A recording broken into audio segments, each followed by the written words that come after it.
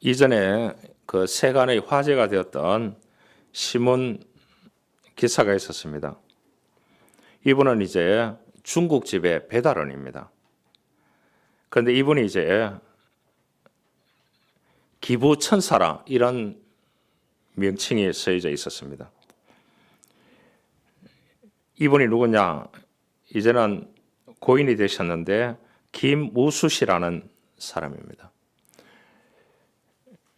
그래서 월급을 70만 원 정도 받았대요. 그런데 매달 불우한 어린아이들에게 5만 원에서 10만 원씩 후원금을 보냈다고 합니다. 그런 그가 뜻밖의 교통사고로 세상을 떠난 것에 대해서 예도하는 그러한 방송도 나오고 신문기사도 나왔습니다.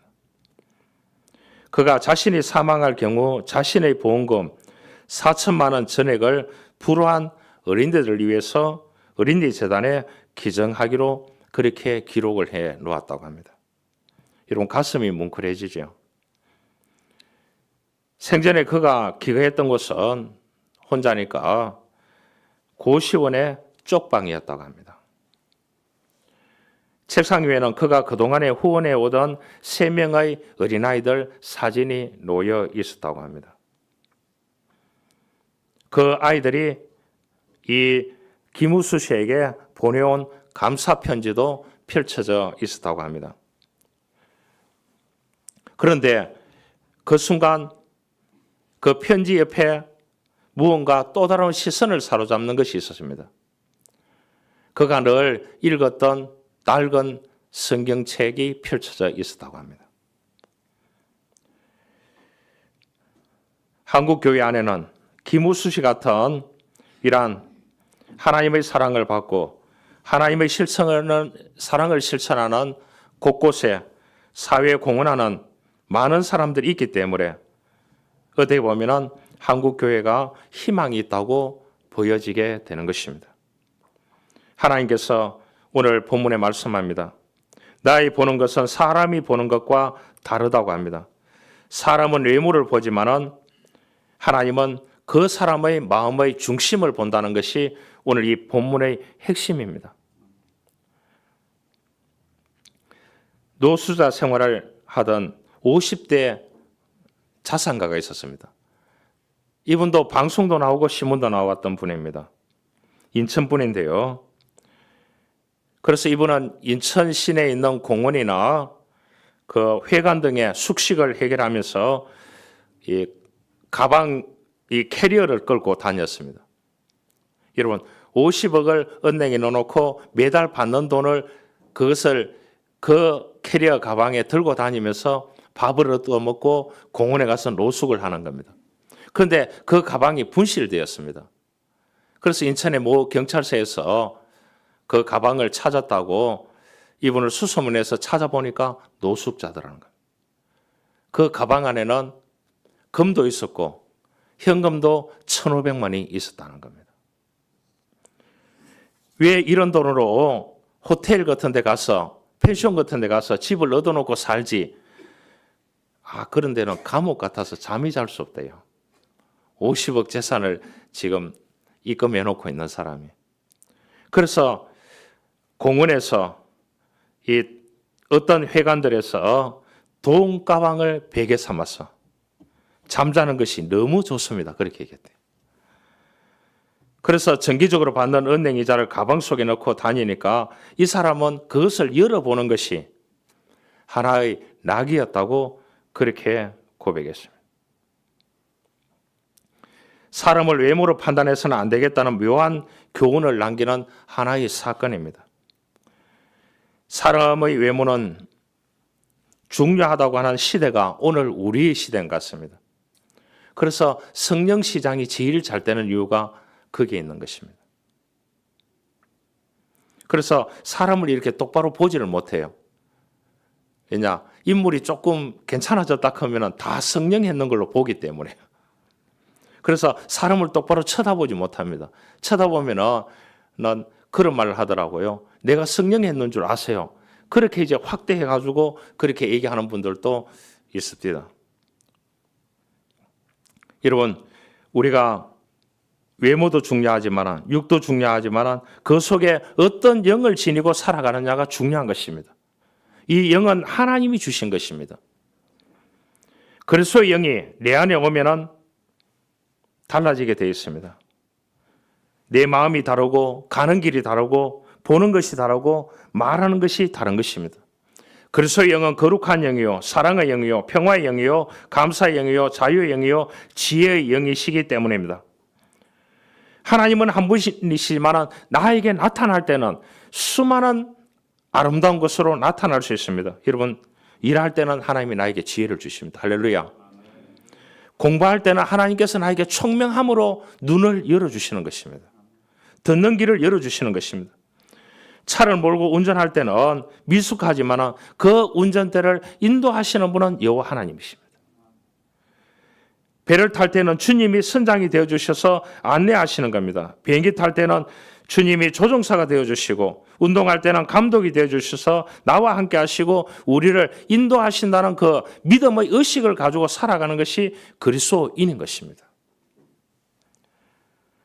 여러분, 모든 삶에 잠을 잘 때 평안을 주시고 역사하시고 기쁨을 주시고 감사를 외칠 수 있다. 늘 나와 함께 하시는 그리스도의 영이 있기 때문에 그렇게 할 수 있는 것입니다. 여러분, 사람은 전혀 다르지 않는데 내 안에 그리스도의 영이 떠나가 버리면 오늘 사울같이 하나님이 한 방에 버리십니다. 강팍해집니다. 이런 것을 심리학적으로 성격이 정상이 아니다, 그렇게 얘기합니다. 여러분, 다녀보시길 바랍니다. 사기꾼들이 너무 많습니다. 나를 이용하려고 하는 사람들이 너무 많습니다. 그런 시대 속에서 삽니다. 또 성격이 괴상한 사람들이 너무나 많습니다. 여러분, 하나님의 영이 떠나면 이러한 사람들이 될 수밖에 없습니다. 폭력적이고 반항적이고 거칠고 불의하고 악하고 강팍하고 거짓되고 미워하고 시기하고 질투하는 악한 영이 역사하기 때문에 그런 것입니다. 사람을 평가함에 있어서 외모나 재능만 보아서는 안 되는 것입니다. 지식이나 경험이나 기술이나 재력을 가지고 함부로 평가해서는 안 되는 것입니다. 중요한 것은 그 사람의 사람됨이고 그 사람 속에 하나님의 영이 있느냐 없느냐가 중요한 것입니다. 잘못되면 재능이나 지식도 소용이 없는 것입니다. 그것을 통해서 더 악하게 이용할 수가 있는 것입니다. 한 이야기를 하겠습니다. 어느 가정의 이야기입니다. 아내가 남편에게 아이에 대해서 걱정스러운 이야기를 합니다. 둘째 아이가 수업 시간에 집중을 못한대요. 선생님이 연락 왔대요. 그 말을 들은 남편이 속이 상했습니다. 나를 닮아서 그런가? 자책도 하고 그날 저녁에 아이를 불러서 아내에게서 들은 이야기를 해주었습니다. 그러자 아이는 억울하다는 듯이 울먹이면서 말했습니다. 아빠, 그런 게 아니라고.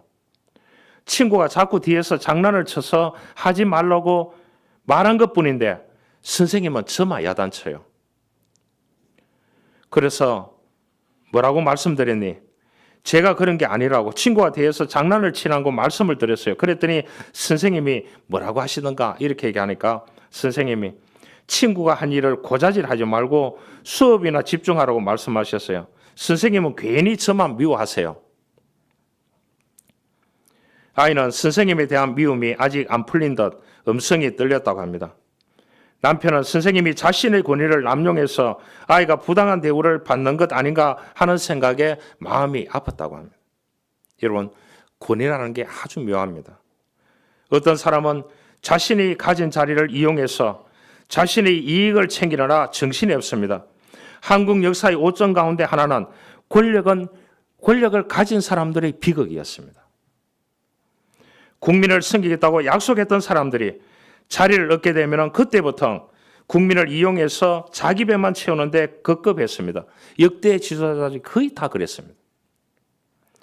자신을 위해서뿐 아니라 자식을 위해서라도 그 어디뿐입니까?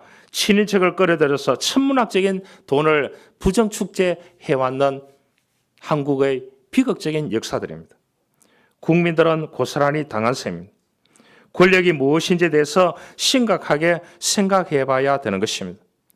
선량하고 바른 사람들까지 매도당하는 경향이 있어서 정말로 미안한 마음도 들고 가슴 아픈 일이 벌어지고 있습니다. 여러분, 힘의 논리는 갑을 관계에서 열실히 드러납니다. 힘을 가진 갑은 을의 사정은 안중에도 없습니다. 을이 처한 절박함과는 상관없이 자신의 필요와 욕구를 채워지기를 강요하고 있습니다. 그래서 갑의 압박을 견디지 못한 을의 신음소리가 여기저기서 터져나옵니다. 참다 못해서 고귀한 생명을 던지게 되는 겁니다. 지난주 통계를 보니까 OECD 국가 가운데 한국이 자살률 1위를 5년째 유지를 하고 있습니다. 가슴 아픈 이야기입니다. 1월 달 자살 사망자가 1,306명이었습니다. 지난해 2023년도에 1월 달에 자살 사망자가 987명이었습니다. 그럼 몇 명이 늘었느냐?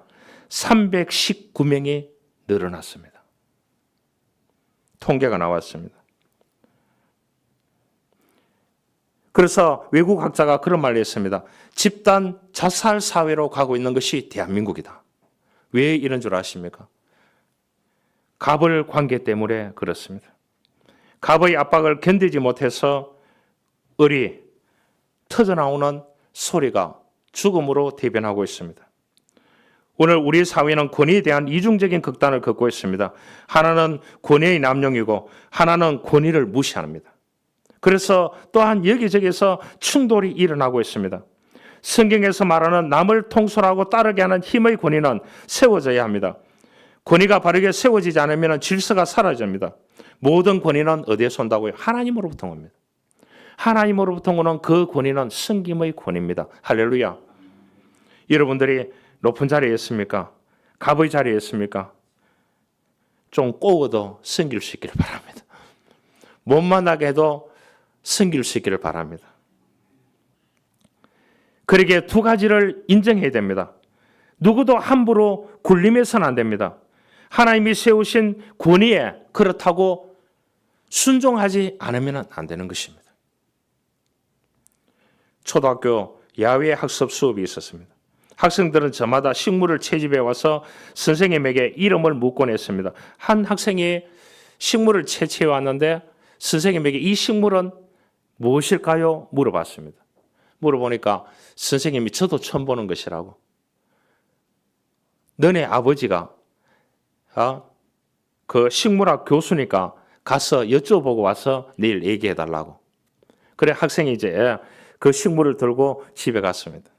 가서 오늘 이 식물을 선생님에게 물어보니까 모른다고 했는데 아버지가 식물학 교수니까 잘 알고 있지 않느냐고 가르쳐 달라고 하니까 그 아버지가 나도 모른다고. 다시 내일 선생님께 물어보면 선생님이 준비해 올 거라고. 그렇게 해놓고 이 선생님께 전화를 드렸어요.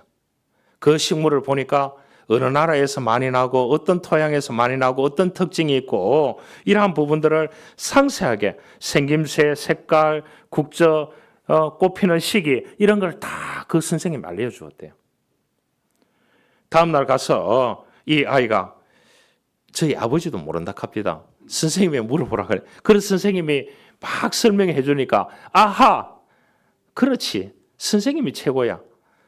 그래서 소문을 학교에다 다 냈는 거예요. 우리 아빠가 식물학 교수인데 저 멍청이라고. 우리 선생님이 제일이라고.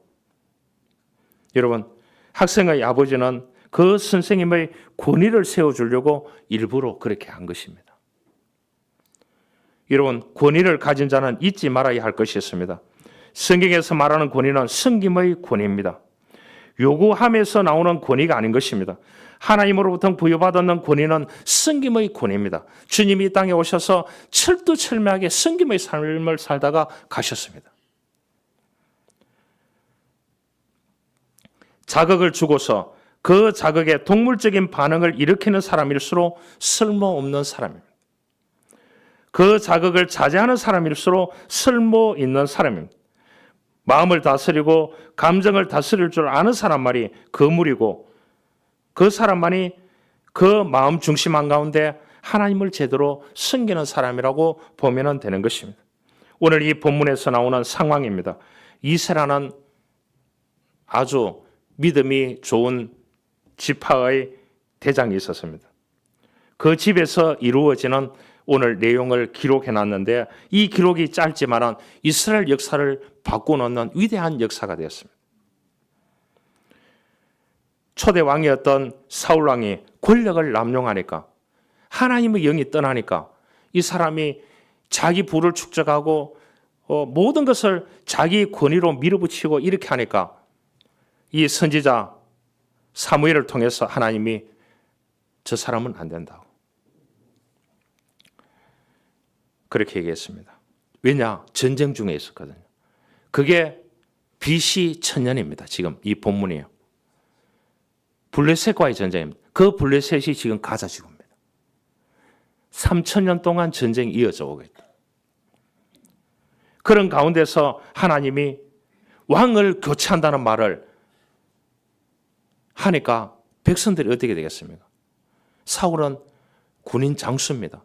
이 사람을 왕위로 세웠습니다. 인물도 좋고 키도 크고 대단한 사람이십니다. 그래 이스라엘 초대 왕이었습니다. 유대인들이 초대 왕이었습니다. 그런데 이 사람이 이제 전쟁도 자기 마음대로 하는 겁니다. 하나님께 묻지도 아니하고 전리품도 자기 마음대로 나눠주는 겁니다. 그러니까 하나님께서 이 사람을 버렸다고 했습니다. 사무엘 선지자에게 가서 이새의 아들 중에 한 사람에게 기름을 부으라고 했습니다. 기름을 붓는 의식은 뭡니까? 왕위로 선택하는 과정인 것입니다. 그래 가보니까 그 이새의 아들이 8명이 있는데 7명이 그 자리에 다 있었습니다. 그래서 선지자 앞을 지나가게 하는 거예요. 그래 아버지 입장에서 누가 하면 좋겠습니까? 그래도 누가 하면 좋겠습니까? 뭐 아버지는 몰라도 어머님께 물어봐야 됩니다. 어머님 누가 하면 좋겠습니까?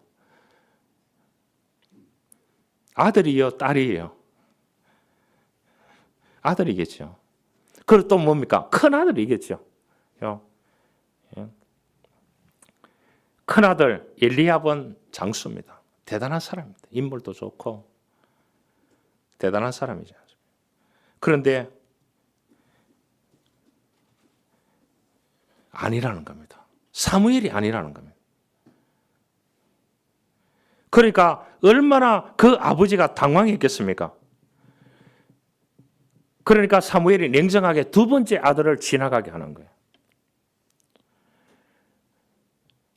그 아버지의 마음이 어떻겠습니까? 아비나답을 지나가게 하는 거예요. 그도 아니라는 겁니다. 세 번째 아들 삼마를 지나가게 하는 거예요. 여러분, 그 아버지의 마음이 이새의 마음이 무너졌지 않겠나 그렇게 생각합니다. 그래도 하나님께서 우리 가문의 지파에 내가 어느 정도 12지파 가운데 이끌어오는 리더자인데 그래도 하나님께서 큰 아들을 저렇게 멋있는 아들을 해주셔야 되는데 흠도 없는데 그것도 안 된다. 두 번째 아들도 안 된다. 세 번째 아들도 안 된다. 여러분, 7번째 아들도 안 된다. 그러니까 막내가 어디 있느냐 얘기하니까 양을 치고 있다. 만약에 논평에 대해서 저기 자빠져 잔다 이렇게 했더라면 어떻게 되겠어요? 이 이새의 가문에는 왕이 선택될 수 없었습니다. 그러면서 하나님께서 사무엘에게 하시는 말씀이 이 말씀을 누구에게 전해라는 거예요? 이새에게 전해라는 거예요. 하나님은 그 마음의 중심을 본다고. 외모로 보지 아니하고. 그러면 무엇을 보실까요? 믿음을 보시지 않겠나 이래서. 미국에서 한 사건이 있었는데 광산에서 바위가 무너져 내려서 5명의 광부가 이 굴 속에 갇혔는 겁니다. 4명의 광부는 작업을 마치고 밖으로 나오는 중이었고 1명은 이 사람들을 구출하기 위해서 안으로 들어가 가지고 5명이 다 고립이 됐는 겁니다. 빛도 없고 물도 없고 양식도 없었습니다. 죽음에 처한 그들이 할 수 있는 일이라고는 희망을 잃지 아니하고 하나님을 향해서 기도하고 찬송 부르고 그렇게 했답니다. 몇 시간을? 53시간을. 53시간. 주일 아침에 그들은 극적으로 구조되었습니다. 구조된 광부는 이렇게 말했습니다. 우리는 계속 기도했습니다. 앉아있는 힘이 없어지자 누워서 기도했습니다. 그리고 찬송했습니다.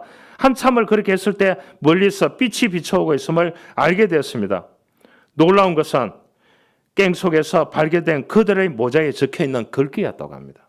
제가 읽어드릴게요. 우리를 발견했을 때에 우리의 몸이 이미 시체가 되어 있더라도 여러분들 슬퍼하지 마십시오. 우리는 구원을 받아 하늘나라에 가 있을 것이기 때문입니다. 할렐루야. 여러분, 끝까지 하나님을 놓지 않는 믿음, 그 중심의 믿음을 하나님이 보시고 계시는 것입니다. 우리가 이렇게 이 땅에서 살아내기 위해서 최선 다하고 노력하는 그리스도인이 되어줄 수 있기를 주님으로 축원합니다. 여러분, 믿음은 위기일 때일수록 드러나게 되는 것입니다. 많은 사람들이 겉모양만 믿음의 탈을 쓰고 접근하는 사람들이 많이 있습니다. 예수 이름으로 장사하고 예수 이름으로 모든 것을 하는 사람들이 많이 있습니다. 여러분, 우리 믿음의 교우들만큼은 하나님이 함께 하시는 믿음으로 하나님을 온전히 믿는 신뢰하는 마음으로 우리가 그 믿음을 가지고 지켜가야 될 줄 믿습니다. 그 믿음을 하나님께서는 결정적일 때 그 믿음을 보신다는 겁니다. 오늘 이 가문에 찾아왔던 이 사무엘, 기름을 후대에 이 가문에서 왕이 날 것이라고 하는 그 하나님의 통첩을 받고 왔던 이 사무엘을 통해서 이 가문에 왕을 세우는데 다 보지 아니하고 여호와는 중심을 보느니라. 믿음을 본다는 겁니다. 힘든 일이 있습니까? 위기를 만난 일이 있습니까? 하나님은 우리에게 믿음을 보십니다. 예수님께 중풍병자를 들고 갔던 네 사람의 믿음을 보시고 하나님은 그 중풍병자를 고쳐주셨습니다. 백부장의 믿음을 보시고 그 하인의 질병을 고쳐주셨습니다. 예수님의 옷자락을 만져도 병이 낫겠다는 믿음을 가졌던 혈루증 걸린 여인도 그 믿음을 보시고 주님이 치유하여 주셨습니다. 여러분, 하나님의 모든 역사는 그 중심에 믿음을 보신다는 사실을 우리가 알아야 됩니다. 과거의 역사도 현재도 미래에 펼쳐질 우리에게 역사도 주님은 그 중심에 믿음이 있느냐 없느냐를 보시고 결정한다는 사실을 우리가 알아야 됩니다. 그러기 위해서 우리의 믿음을 일구어 가야 됩니다. 또 하나는 겸손을 보십니다. 유명한 노렌서 형제라는 분이 있습니다. 찢어지게 가난하고 또 배움도 부족하고 찢어지게 가난하니까 이 형제들이 배우지도 못하고 먹지도 못하고 또 다리를 저는 장애인입니다. 그래서 그 당시에 수도원에 가면 먹고 살 수가 있어요. 그래서 열심히 믿음을 일구어서 수도원에 갔는데 또 장애인이라고 안 되는 거예요. 또 뭐냐? 어느 정도 가정이 부가 안 된다고 안 되는 거예요. 여기서 이제 갑이 나오는 겁니다. 을의 슬픔은 어떨까요? 그래서 이 사람이 노력해서 48세에 수도원에 들어갑니다.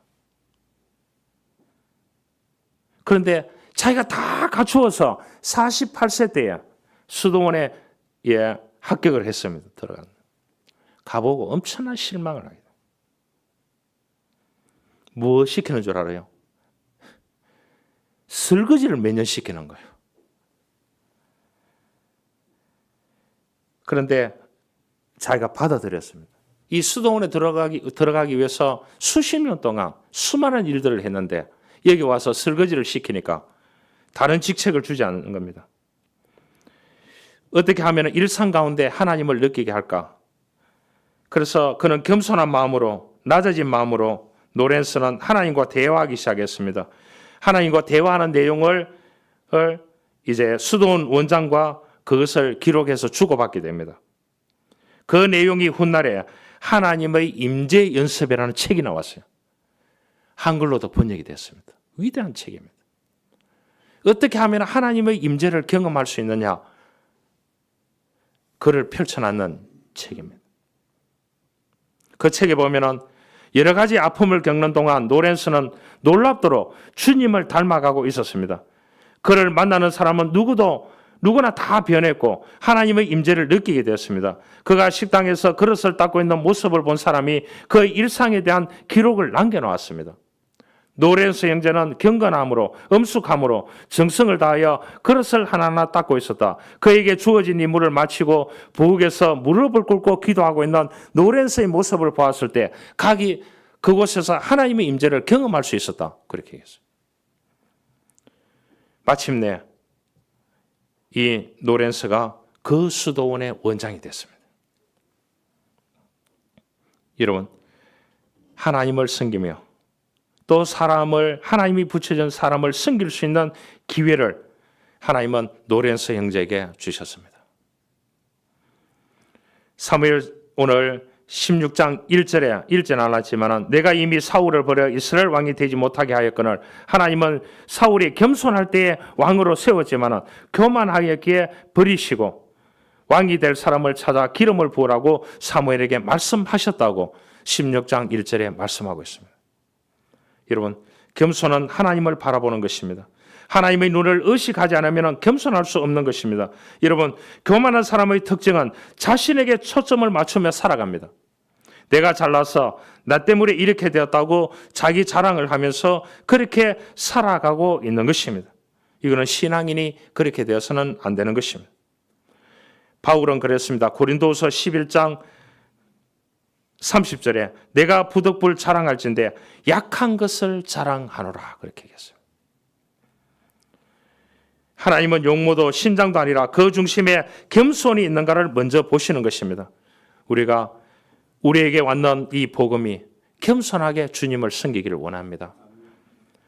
그러면 그 겸손한 가운데서 하나님이 보시고 계신다는 것입니다. 하나는 사랑을 봅니다. 남아공의 인권운동가였던 넬슨 만델라라는 사람이 있습니다. 지금 고인이 됐지만은요, 백인 정부의 핍박을 받았던 인물입니다. 40세에 징역 언도를 받고 27년 동안 감옥에서 지났습니다. 그러니까 젊은 시절 정치에 대한, 이분은 정치인입니다. 그러니까 정치에 대한 시기에 감옥에서 다 보냈습니다. 얼마나 고통과 원한과 마음이 사무치겠습니까? 죄가 없는데 보냈으니까요. 죄가 있어서 27년 동안 감옥 생활을 했는 게 아니라니까요. 72세 감옥에서 나와서 대통령이 된 후에도 보복하지 않았습니다. 지금 왜 그쪽 편에 아프리카 지역에 남아공을 빼고 못 먹고 못 사는지 아십니까? 해방이 되면서 이 사람들은요, 백인들을 다 쫓아냈습니다. 죽이든지요. 지주를 다 뺏었습니다. 그런데 만델라는 27년 감옥 생활 보냈던 그 백인들을 쫓아내지 않았습니다. 공존해야 살 수 있다고. 그래서 이 백인들 밑에 가서 일하더라도 열심히 일하라고. 그렇게 하고 권리를 주라고 주인들에게 얘기하고 백인들하고 공존하는 사회를 만들었기에 만델라 때문에 오늘 남아공이 있습니다. 그 주변 나라들 보시길 바랍니다. 백인들 다 쫓아내는 나라는 찢어지게 가난하게. 그래서 유럽으로 난민으로 수백만 명이, 500만 명이 지금 난민이 되었대요.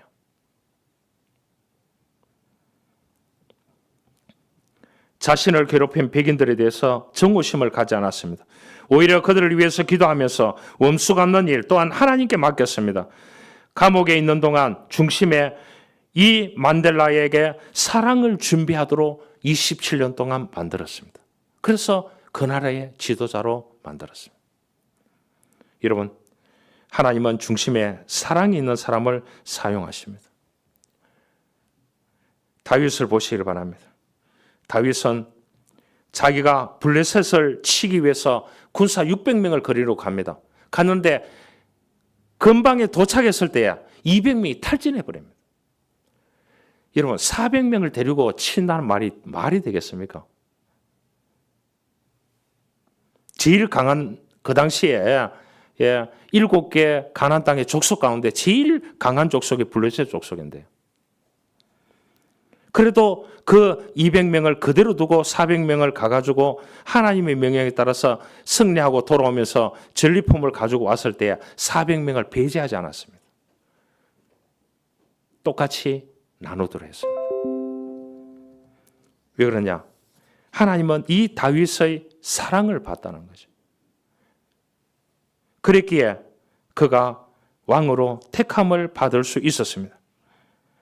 여러분, 강아지와 고양이는 애완동물입니다. 엄격한 차이가 있죠. 고양이는 10번 잘해주다가 한 번 서운하게 하면은 이 주인을 멀리합니다.